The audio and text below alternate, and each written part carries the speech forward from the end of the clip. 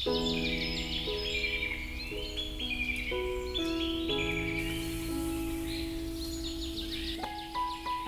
alaikum and hi friends. Welcome to my kitchen by Fasa. எல்லாரும் நலமா இருப்பீங்கன்னு நினைக்கிறேன். இன்னொரு vlogல எல்லாரையும் சந்திக்கிறதுல சந்தோஷம்.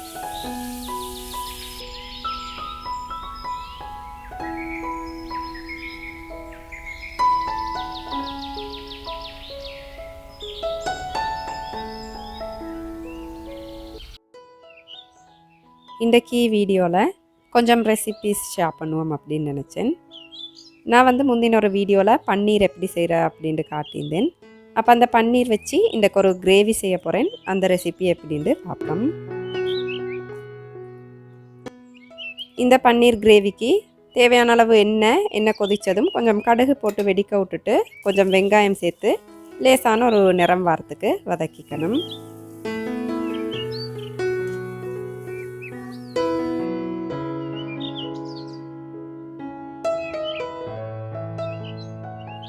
அது வதங்கி வரக்கலையே 2 ஏலக்காய், ஒரு கருவேப்பட்டை துண்டு, கொஞ்சம் கருவேப்பிலை சேர்த்துக்கோங்க. அதோட கொஞ்சம் எண்ணெயில் நான் ஏற்கனவே செஞ்சு வச்ச பன்னீரை நல்ல ஒரு கோல்டன் ப்ரௌன் கலர் எல்லா பக்கமும் வாரத்துக்கு ரோஸ்ட் பண்ணி எடுக்க போகிறேன்.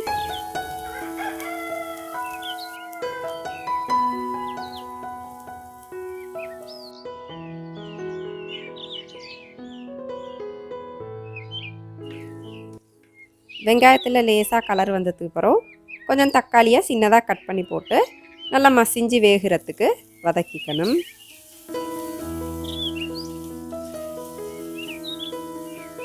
அதோட இந்த பன்னீர் துண்டுகள் பார்த்திங்கன்னா நல்ல ஒரு கலர் வந்துக்குது. அப்போ இப்படி நல்ல கலர் 2 பக்கமும் வந்ததுக்கு அப்புறம் இறக்கி வச்சிடலாம். இஞ்சி பூண்டு பேஸ்ட் கொஞ்சம் போட்டு நல்லா பச்சை வாசம் போகிறதுக்கு வதக்கினதுக்கு அப்புறம் வளமையாக நாங்கள் போடுற மசாலா தூள் இறைச்சிக்கு சேர்ப்போம் இல்லையா, அதை மாதிரி கொஞ்சம் சரக்குத்தூள், நச்சீரகம் தூள், மிளகுத்தூள், கொச்சிக்கத்தூள், மஞ்சள் தூள் எல்லாம் எண்ணெயில் போட்டு லேசாக வதக்கி விட்டுட்டு இப்படி நல்லா கலர் வந்த பன்னீர் துண்டுகளை போட்டு நல்லா மிக்ஸ் பண்ணி விட்டுறணும். பன்னீர் கறிக்கு தேவையான அளவு உப்பு சேர்த்துக்கோங்க.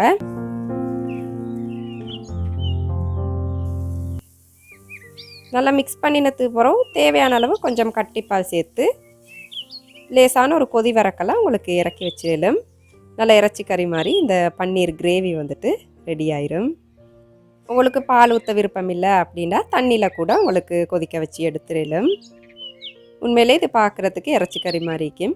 கடைசியாக கொஞ்சம் கருவேப்பிலை தூவி இறக்கிட்டீங்க அப்படின்னா டேஸ்ட் வேறு லெவலில் இருக்கும். இன்ஷா அல்லாஹ் கட்டாயம் முயற்சி செஞ்சு பாருங்கள்.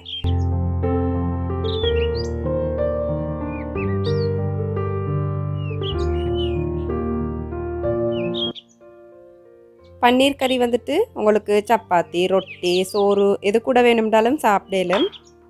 நான் காலை சாப்பாட்டுக்கு செய்கிறேன் அப்படின்றதுக்காக வேண்டி கொஞ்சம் சப்பாத்தி தான் செஞ்சுட்டிருக்கிறேன்.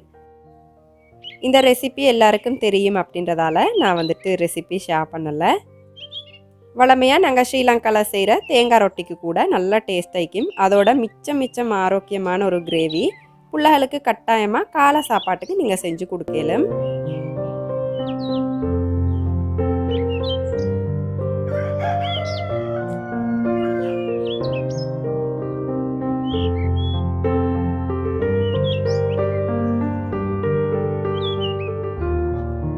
அப்போ இன்றைக்கி எங்களுக்கு காலை சாப்பாடு ஆரோக்கியமான பன்னீர் கறியோட ஆட்ட மாலை செஞ்ச சப்பாத்தி.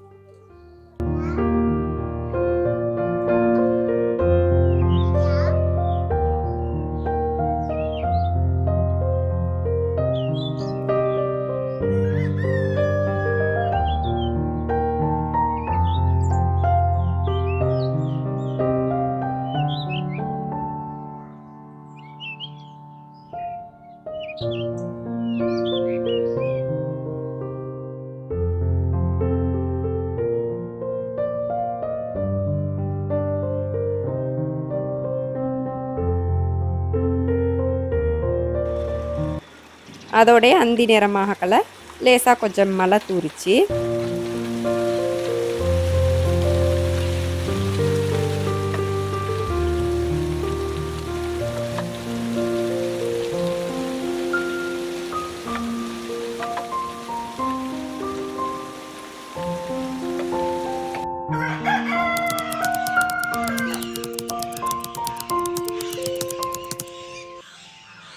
இப்போ நீங்கள் பார்க்குறது அடுத்த நாள் காலை நேரம்.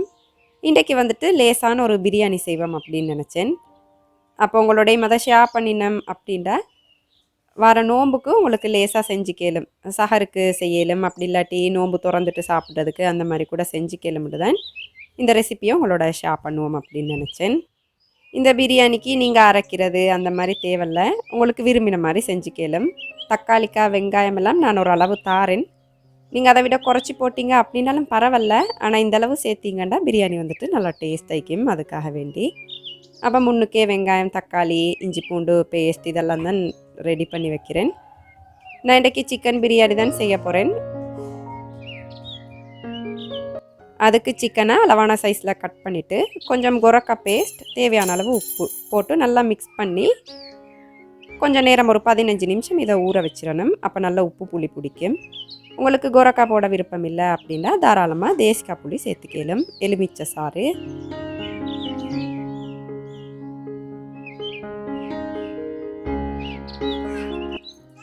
இப்போ பிரியாணி செய்கிறதுக்கு தேவையான அளவு எண்ணெய் ஊற்றிட்டு அதிலே 2 அன்னாச்சி பூ, கருவேப்பட்டை துண்டு, கராம்பு, ஏலக்காய், நச்சீரகம், மிளகு விதை இருந்துச்சுண்டா 2 சேர்த்துக்கோங்க. நான் கருவாயில் 2 சேர்த்திக்கிறேன். உங்களுக்கு விருப்பம் இல்லாட்டி பிரியாணியில் சேர்த்துக்கலும். சேர்த்து எல்லாத்தையும் லேசாக வதக்கி விட்டுட்டு சின்ன சின்ன பீசஸாக கட் பண்ணி வச்சுக்கிற வெங்காயத்தை போட்டு நல்லா வதக்கிக்கணும்.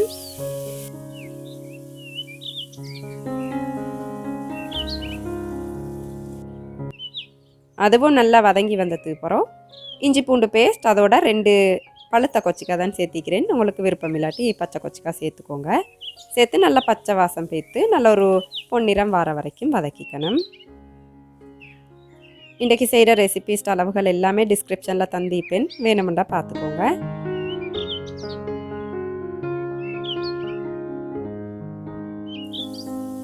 இஞ்சி பூண்டு விழுதும் நல்லா வதங்கினதுக்கு அப்புறம் தக்காளியை சேர்த்து நல்லா வதக்கிக்கணும். தக்காளியும் நல்லா வதங்கினதுக்கு அப்புறம் புதினா கீரை, அதுக்கு அப்புறம் கொத்தமல்லி கீரை உங்களுக்கு எவ்வளோ போட விருப்பமோ அந்தளவு போட்டுக்கலும். எனக்கு கொஞ்சம் கூடுதலாக போட விருப்பம் அப்படின்றதால நான் கூடவாக சேர்த்துக்குவேன். உங்களுக்கு இப்படியே சேர்க்க விருப்பம் இல்லாட்டி மிக்சியில் போட்டு நல்லா அரைச்சிட்டு சேர்க்கலும், அப்படி இல்லாட்டி குட்டி குட்டி பீசஸாக கட் பண்ணி சேர்க்கலும். தயிரும் கொஞ்சம் சேர்த்து நல்லா மிக்ஸ் பண்ணிக்கணும்.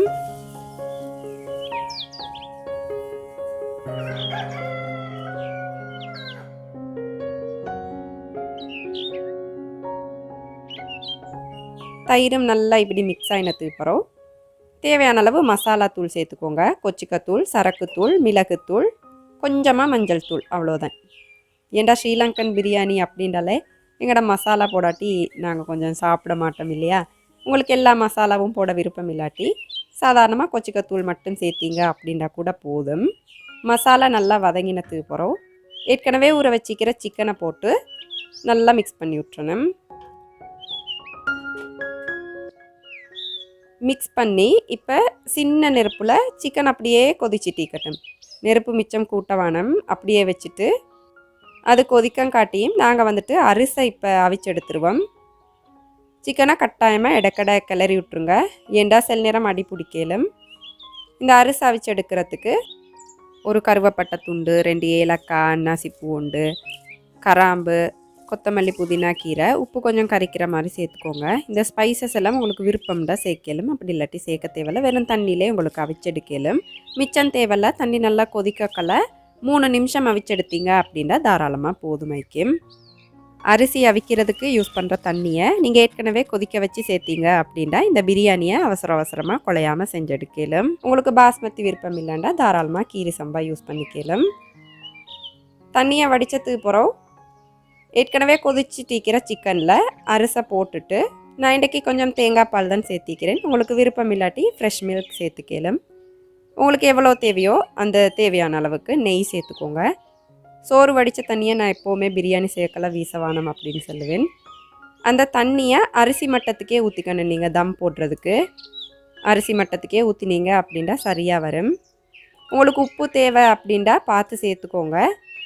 புளியும் தேவை அப்படின்டா எலுமிச்சை சாறு தாராளமாக சேர்த்துக்கலும், தேவையில்லாட்டி சேர்க்கவும் தேவையில்ல. மேலால் கொஞ்சம் புதினா கீரை, கொத்தமல்லி கீரை உங்களுக்கு எவ்வளோ விருப்பமோ அந்தளவு சேர்க்கலும். இதில் நான் பிரியாணி எசன்ஸ், ஃபுட் கலரிங் எதுவுமே சேர்க்கலை. உங்களுக்கு விருப்பம்டா அதெல்லாம் சேர்த்துக்கலும். கட்டாயமாக அரிசி மட்டத்துக்கே தண்ணியை வச்சுக்கோங்க. வச்சுட்டு இப்போ நான் காட்டுற மாதிரி அடுப்பில் செய்கிறீங்க அப்படின்னா தம் போட்டுக்கலும். மேலால் கொஞ்சம் கூடுதலாக தணல் போட்டுட்டு கீழேயும் கொஞ்சமாக வச்சிங்க அப்படின்னா பிரியாணி வந்துட்டு பர்ஃபெக்டாக ரெடியாகி வந்துடும். கேஸில் செய்கிறீங்க அப்படின்னா சட்டி தடிப்பம் இல்லாட்டி கீழால் ஒரு ரொட்டியோடு அந்த மாதிரி வச்சுக்கோங்க. 20லேருந்து 25 நிமிஷம் சின்ன நெருப்பில் தம் போட்டு எடுத்துட்டீங்க அப்படின்னா பிரியாணி வந்துட்டு பர்ஃபெக்டாக ரெடி ஆயிரும்.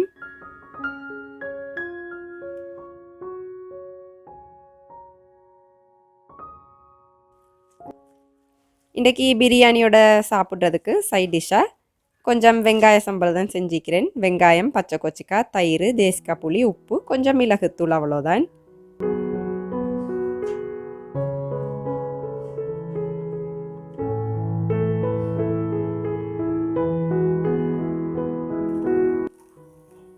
சோறுக்கு மேலே தூவுறதுக்கு கொஞ்சம் கஜு, அதுக்கப்புறம் காய்ந்த திராட்சை அதை இப்படி லேசாக நெய்யில் வறுத்தெடுத்து வச்சுக்கிறேன்.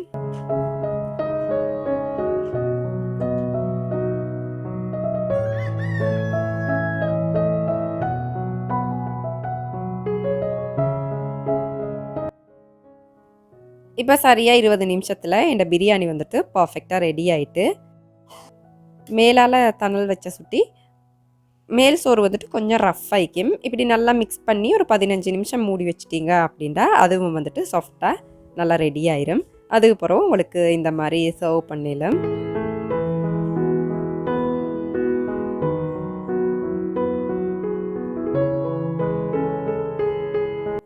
இந்த பிரியாணி வந்துட்டு உங்களுக்கு மிச்சம் நேரம் செலவழிக்காமல் அதோட டேஸ்ட்டாக பர்ஃபெக்டாக வீட்டிலே செஞ்சு கேளுமைக்கும். இன்ஷா அல்லாஹ் இந்த ரெசிபியை கட்டாயம் முயற்சி செஞ்சு பாருங்கள். ஃபுட் கலரிங் எதுவுமே சேர்க்கலாட்டி கூட அந்த பிரியாணியோட கலர் வந்துட்டு பர்ஃபெக்டாக வந்திக்குது அப்படின்னு நினைக்கிறேன். எங்களோட மஞ்சள் தூள் கொஞ்சமாக போட்டாலே அந்த கலர் வந்துட்டு வந்துடும்.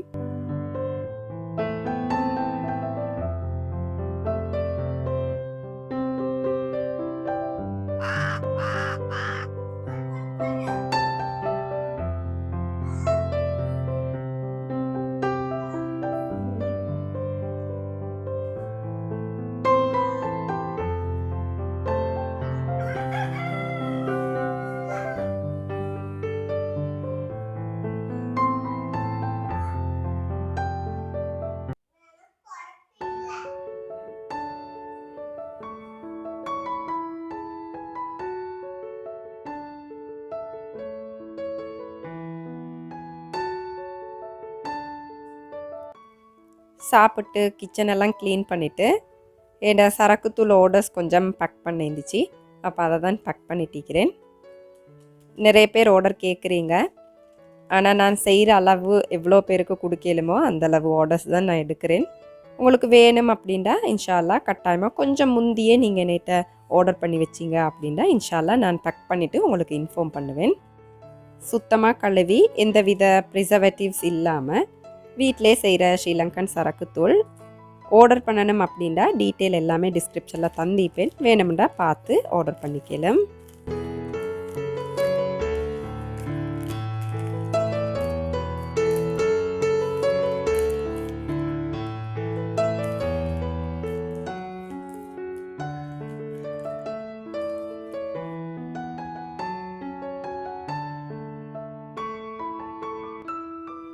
இந்த வீடியோ உங்களுக்கு சுவாரஸ்யமாக இருந்திக்கும் அப்படின்னு நினைக்கிறேன்.